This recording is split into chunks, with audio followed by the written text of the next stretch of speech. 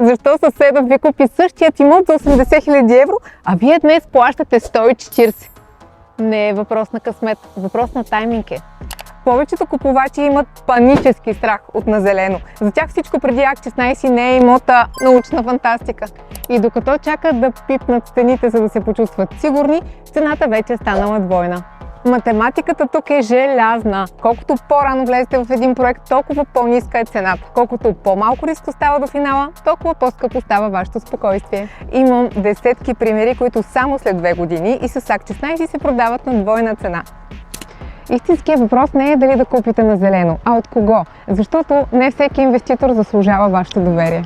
Моята работа не е да ви убеждавам да рискувате. Моята работа е да знам къде рискът е разумен, кога инвеститорите са дисциплинирани и кои от тях си спазват обещанията.